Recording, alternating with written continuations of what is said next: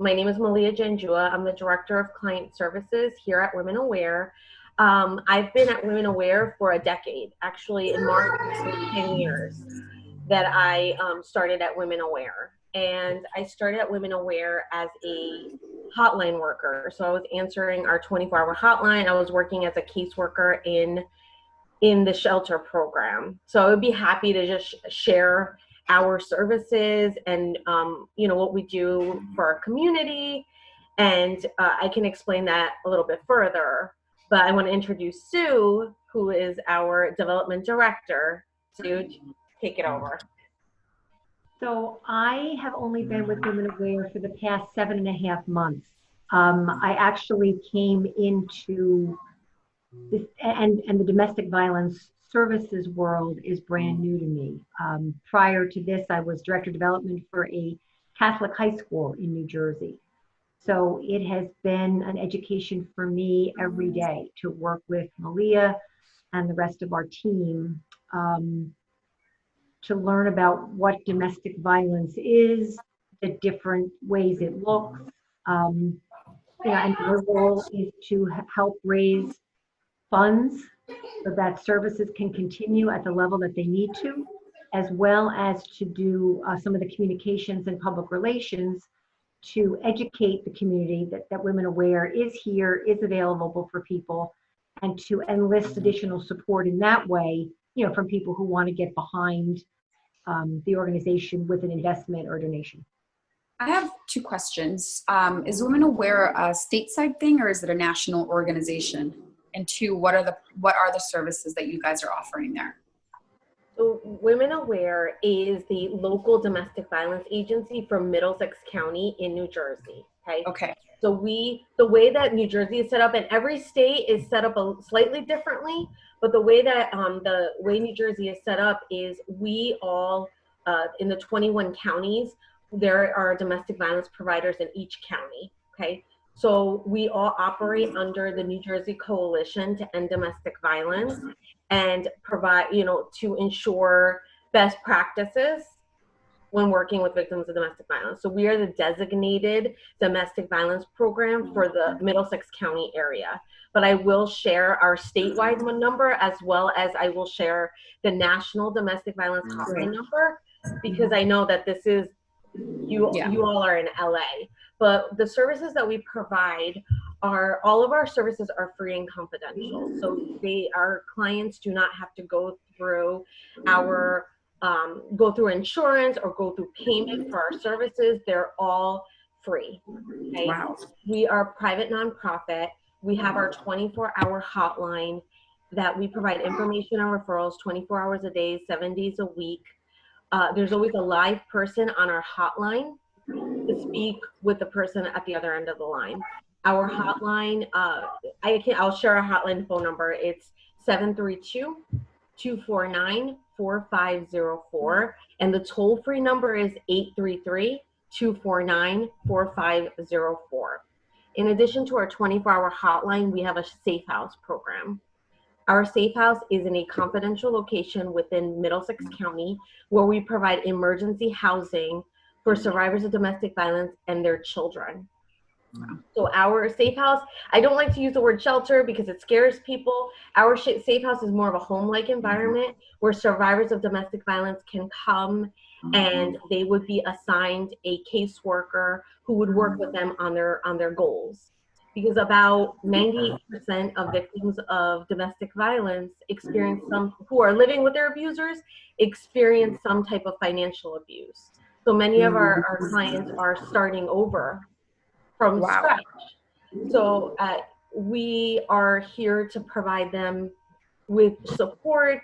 We're here to connect them with community resources. We work very well with our community welfare agency, as well as other community programs to connect our clients and their children with appropriate resources. So when leaving an abusive partner, many times it's the start, you have to start fresh, right? Many of our clients that come into our shelter, they come with the clothes on their back. So in our shelter, we're able to provide them with food, with clothing, with their necessary needs, toiletries. They literally can come with just the clothes on their back, and we're able to provide them with everything else. That is incredible. And you said this is a nonprofit, so your funding's coming all from private organizations. Do you have any state funding? We have state and federal, county, state, and federal funding, which makes up the lion's share of our budget, but we also do receive grants from corporate and private foundations as well as individual donations.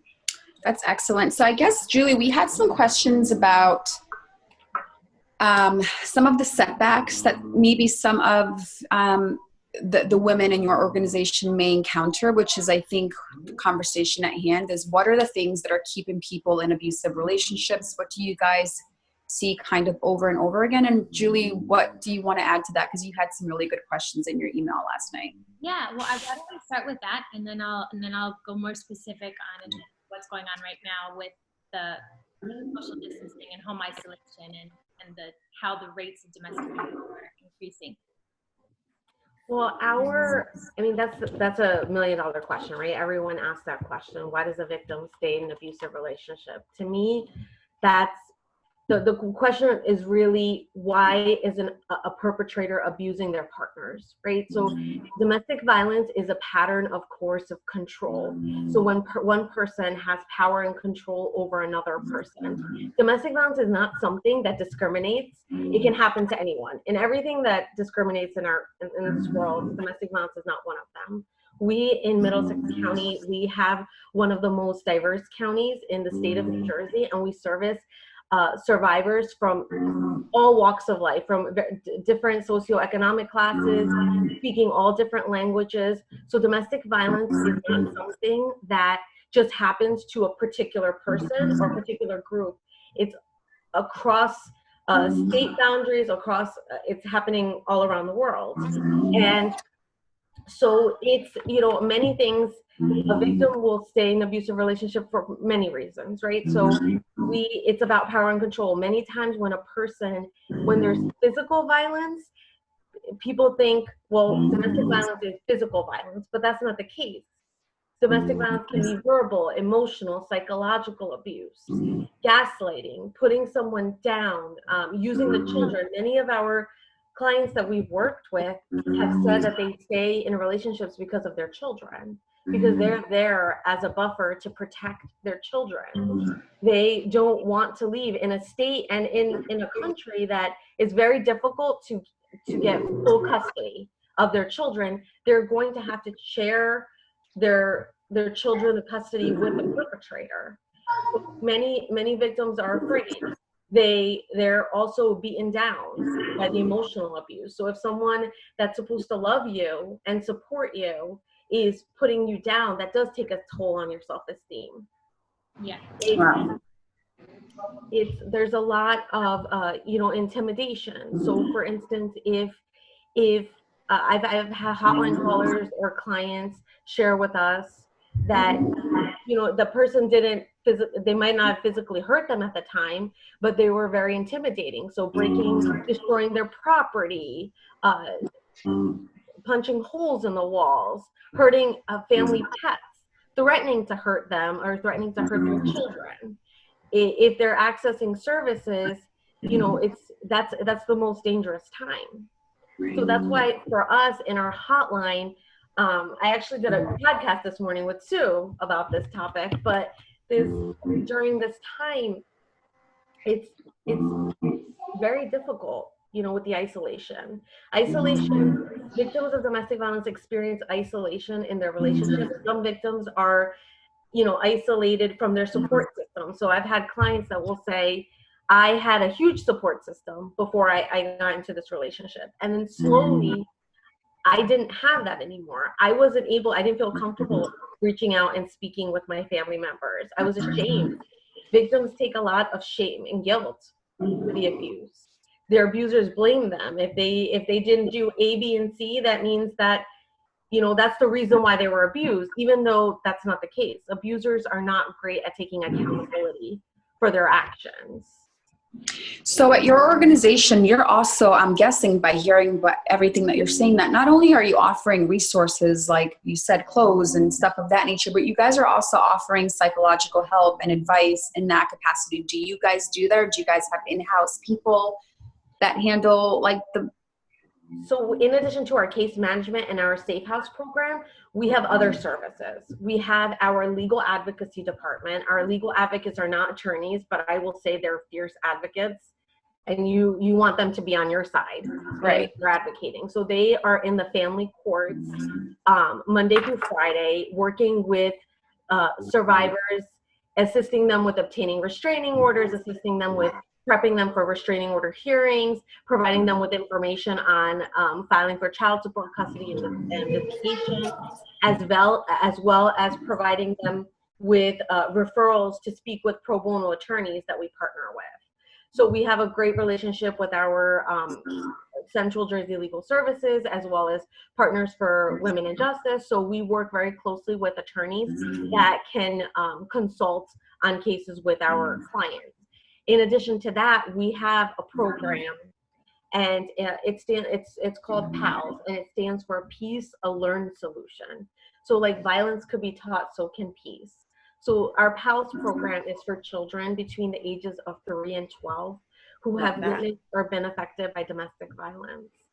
And the children come in, they meet with master's level clinicians that will work with them individually and in a group dynamic. So they work with them with different modalities. So they work with artwork, as well as movement or yoga or movement, yoga, and dance. So children might not have the vocabulary, might not be able to verbalize how they're feeling, but through these different modalities, we're helping them reduce the trauma that they've experienced. Stress.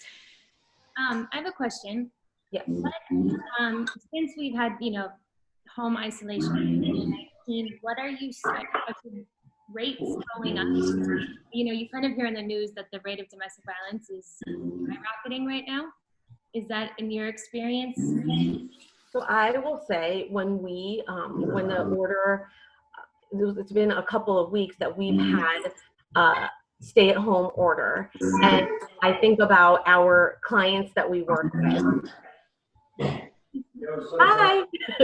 I think about the clients that we work with, and it makes me think about, the isolation piece. Now you have to stay at home with your abusive partner. With us, we've actually seen a drop. We average over 6,000 hotline calls a year, and so it's about 600 a month. And this past month, we had a drop in hotline calls, 50%. So we had 305 hotline calls. And so for me, I know everything that I know in the past decade that I've learned about domestic violence. I know that this is a very crucial time, and there's a huge safety component here. There's a huge safety concern right now, but we've seen a drop in hotline calls, and I really believe it's because now victims are isolated with their abusers, and they don't have a safe moment that they can call us. Wow. So I do expect, and I'm preparing my staff, that once the stay-at-home order is lifted, our hotline and our access to our services is going to skyrocket because of everything going on. Is there having to keep quiet at home? So is there any advice that you could, is there something that we could tell anybody that's listening that's in a situation or that has a friend in a situation? Is there any advice that we can give people that are isolated with their abuser? And I know that's tough. I don't know if what would you say to someone if they called the hotline and said, hey, I'm stuck here till God knows when? How do I manage this? What I would say is that first, we're here and we're providing services. There's an advocate on the hotline 24 hours a day, 7 days a week to speak with you. So we actually had a caller that told us that they would call us back at 3 o'clock in the morning when their abusers would be asleep. So it's just knowing that they have access to our services, knowing that there is someone there to assist them and they can get help is important. And for friends and family, it's important for, if you suspect that there is domestic violence going on, with your relatives or with your friends, just understand that they might not be able to openly talk about it. Their calls might be being screened right now. They might not be able to tell you that they're safe or not. They're here. Having you reach out to them and talking to them in general terms might be safer. Some family members also some of our clients have come up with code words with family members. For instance, a text message, if I send a phrase, please check in, I can't even think of something right now. Can you please check the oven? Something like that, like check the oven, or yeah. can you tell me how, can you please bring the purple coat home to my house, or something really obscure that it won't alert the abusive person. And so that means that they have to call, whatever that code word means, it will initiate a call from the family member, or understanding that they might not be able to reach out to you right now, and you're there as a support, as being a non-judgmental support for them. Understanding that they can't share what's going on right now because the person might be in the other room, or even having access to our information. So we have a lot of our hotline callers are family members and friends trying to seek guidance on how to help and support their family members. And one of the things that we do say is provide them with our hotline number if it's safe, so we can talk to them directly. But understanding that right at this moment, that might not be the case. Yeah. One more question. So we have is the number that you shared, can anyone in the country call that, or is that New Jersey? So I'm gonna share two additional numbers. Okay, so our domestic violence hotline services Middlesex County, but we get callers from all over. Sometimes I have a caller that's in a different state and said they Googled domestic violence services and they contacted us because our number came up. That's how great our development team is. But we would link someone to the National Domestic Violence Hotline, because the national hotline is also 24 hours, and they are trained to work with victims and connect them to their county or local hotline. So I'm going to give you that number.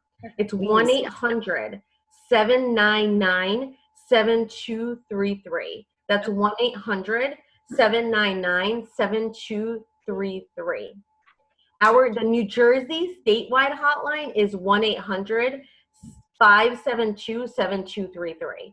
But on a national level, the National Domestic Violence Hotline is the best resource to provide, because domestic violence laws, although they are federal, under the Violence Against Women Act, every state implements the laws differently, right? So I can say that in New Jersey, we have a very proactive domestic violence law, that our restraining orders in New Jersey are, once they're finalized, they don't expire, they last forever. But other states, it's different. There are different time limits. So that's why if someone is calling from a specific state, we like to link them with their local provider so that they are getting the most up-to-date and accurate information. So speaking with me, I can give you safety planning strategies. I can listen to your case, provide an empathetic ear, and general resources, but your local agency is where you would call to get the specific laws and what is going on in your specific state. Okay, perfect. That is so helpful.